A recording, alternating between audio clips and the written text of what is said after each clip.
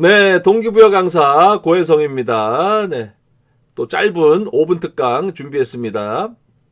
반기문의 성공 법칙.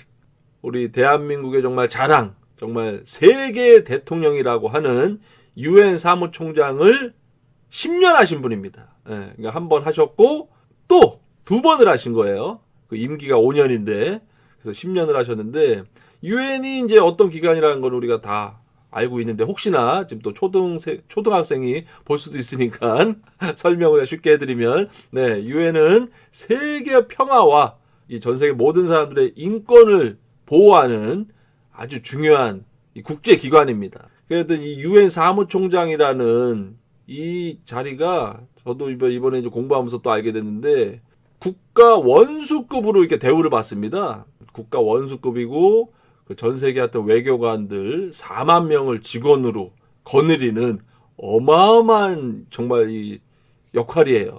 또 그런 얘기가 있더라고요. 세상에서 가장 어려운 일 중에 하나가 유엔 사무총장이다라는 그런 말도 있는데 어쨌든 저는 그 반기문 이 전 유엔 사무총장의 제가 이제 책을 보고 또 연구를 했을 때 진짜 성공은 실력 플러스 인성이구나.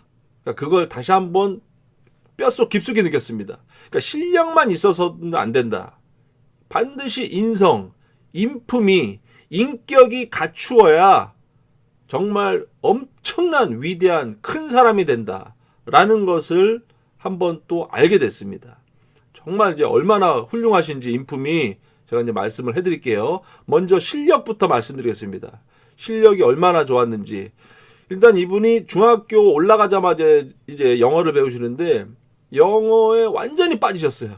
그 당시에 그 우리나라 그 이제 전쟁 6.25 전쟁 이후에 미군들이라든지 미국 사람들이 그 동네에 많이 이렇게 좀 근무를 하셨대요. 근데 그 중에서도 미국인 그런 어떤 주부 좋은 그 아주머니를 만나가지고 매일같이 가서 영어를 그 아주머니한테 배우고 하여튼 미국 사람들 만나는 사람마다 다 막 영어를 어떻게 해서든지 막 하려고 노력을 했고 하여튼 영어에 완전 미쳤대요. 너무 재밌었답니다. 그 결과 고등학교 3학년 때는 대한민국 모든 하여튼 내노라는 영어 하여튼 잘한다고 하는 친구들이 다 그 학생들이 나온 그 대회에서 1등을 했어요. 그러니까 뭐 어마어마했던 거죠. 그 영어 실력이. 그래서 그때 1등을 한 게 어떻게 됐냐면은 미국에 연수를 가서 백악관에서 케네디 대통령까지 만나게 됩니다. 한 달 동안 미국에서 연수를 했대요. 역사적인 그 만남이 그러니까 어린 시절에 그 케네디 대통령 직접 만나고 케네디 대통령이 꿈을 물어봤대요. 꿈이 뭐냐고. 그때 반기문 이 전 유엔 사무총장님께서 외교관입니다. 그러니까 꿈이 명확하게 있었어요. 어릴 때부터 막연하게 초등학교 중학교 때 있다가 고등학교 때 확실하게 외교관으로 딱 자리를 잡게 됐다고 합니다. 그래서 자연스럽게 서울대 외교학과를 들어갔고 또 자연스럽게 졸업하자마자 외무고시를 합격을 하고 그 이후에 이제 쭉 이제 전 세계를 이제 다니시면서 외교관으로 이렇게 실력을 이렇게 보여주셨는데 얼마나 실력이 좋고 너무 사람이 꼼꼼하게 일 처리를 잘하는지 역대 최고 초고속 승진을 했답니다. 아니 무슨 3급이 된 지 얼마 안 됐는데 바로 또 2급이 되고 바로 또 1급이 되고 그 외무고시 기수 선배들 그 몇 기를 다 뛰어넘고 그렇게 해서 초고속 승진을 했답니다. 근데 중요한 건 그렇게 선배들을 뛰어넘고 이렇게 높은 위치에 가면은 막 이렇게 시기하거나 질투하고 뭔가 싫어하고 그 선배들이 막 이렇게 모함을 할 수도 있는데 전혀 그런 게 없었답니다. 그 이유가 너무 겸손하게 행동하고 늘 누구든지 배려하면서 권위의식이라는 게 1도 없었대요. 청소하시는 분들에게도 늘 깍듯이 인사하고 그 재밌는 일화가 외국에서 그 대사를 지낼 때는 대사면 그래도 어느 정도 높은 적이 아니겠습니까? 그 교포들이 전화가 와서 형광등 좀 갈아달라고 그러면은 대사인데 직접 그 교민 집에 가가지고 형광등도 교체를 해줬다고 합니다. 그러니까 그 정도로 그런 권위가 없으신 분이에요. 너무나 친근하게 그러니까 그런 것들이 다 하나하나 모여서 나중에 이제 유엔 사무총장이 되셨던 건데, 그러니까 그 어떤 상사나 부하들에게 싫은 소리를 들어본 적도 없고 그냥 다 존경을 했답니다. 존경할 수밖에 없는 그런 예화가 많아요. 그 중에 하나가 오스트리아의 그 대사로 부임을 하셨을 때 전화를 그 사무실에 한 대를 더 놓으셨대요. 직원들이 아니 왜 전화를 또 놓으세요 했더니 이 전화는 내가 개인적으로 내 집에 내 친구에게 하거나 내 가족에게 전화할 때 이 전화를 사용할 거고 내가 이 전화를 사용한 비용은 따로 낼 거다. 야, 저는 이 부분에서 가장 큰 감동을 받았습니다. 여기서 뭔가 좀 전율이 조금 나왔어요. 이거는 내가 그 예전에 정약용 선생님 1화에서 그때 전율을 탁 제가 올랐었던 건데, 그러니까 정약용 선생님도 아주 비슷하게 거의 똑같이 하신 게 있어요.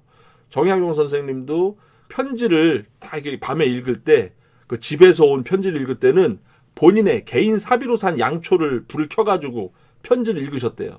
그러니까 공과사를 정확하게 구별을 하셨다고 하는데, 그냥 똑같은 거 아니겠습니까? 몇백 년 뒤에 지금 양초를 안 켜니까 어쨌든 전화로 이렇게 소통을 하는데, 내 개인 전화로 내가 개인 사비로 내가 가족들과 친구들에게 전화를 할 용도로 한 대를 더 놨다. 와, 이게 데자뷰가 딱 일어나더라고요. 정약용 선생님하고.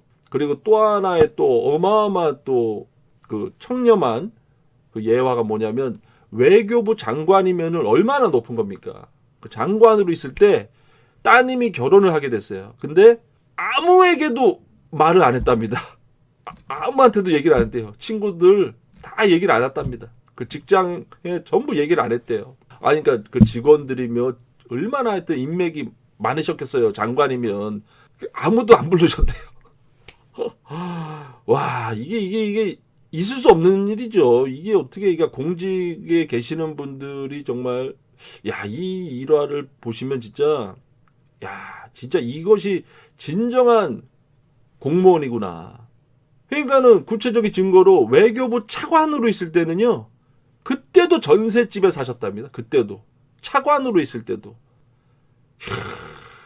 그러니까 저는 너무 하여튼 이분의 이런 일화를 보고 존경심이 안 생길 수가 없는 거예요. 이러한 분위기 때문에 유엔 사무총장을 2번 10년이나 하신 거구나. 그러니까 실력이 영어뿐만 아니라 나중에는 프랑스어까지도 아주 그냥 능숙하게, 프랑스어 그 자격증이 있는데 최상급의 가장 높은 자격증을 취득하셨대요. 그러니까 실제로 프랑스어를 잘하셨기 때문에 그 유엔 사무총장 되는 데 있어서 그 프랑스가 거부를 하면 원래 안 되는 거였대요. 근데 워낙 프랑스어를 잘하셔가지고 됐다라는 그 책에 또 그런 얘기가 나오더라고요. 그러니까 실력도 좋으셨고, 인품이 너무나 훌륭하셨다. 너무나 청렴하셨기 때문에, 정말 저는 지금 청소년 그 롤모델로 해가지고 꼭 이분의 책이 들어갑니다. 그 롤모델 그 시리즈에. 그 이유가 있다라는 거죠. 그래서 하여튼 저는 많은 분들이 이 반기문 전 유엔 사무총장님의 이런 이야기를 듣고, 내가 실력만 기르는 게 아니라 진정한 내 인성을 길러야 되고 내 인품을 좀 높여야 되겠구나.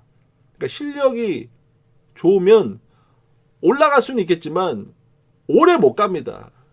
그리고 주변 사람들이 진짜 인정하는, 존경받는 사람이 진짜 성공하는 거지, 실력만 좋고 주변 사람들이 다 뒤에서 욕하고 하면 그거는 성공이 아닌 거죠. 그리고 또 반대로 인성만 또 착하기만 해. 착하기만 하고 실력은 안 좋아. 뭘 하는데도 자꾸만 망치고, 괜히 돈 많이 들어가고, 그것도 또 안 좋아하죠, 사람들이. 실력과 인성은 진짜 둘 다 갖추려고 노력을 해야 됩니다. 저도 하여튼 끊임없이 노력할 거고, 여러분도 함께 우리가 실력과 인성을 더욱더 갖춰서 진정한 성공을 목표로 하면 좋겠습니다.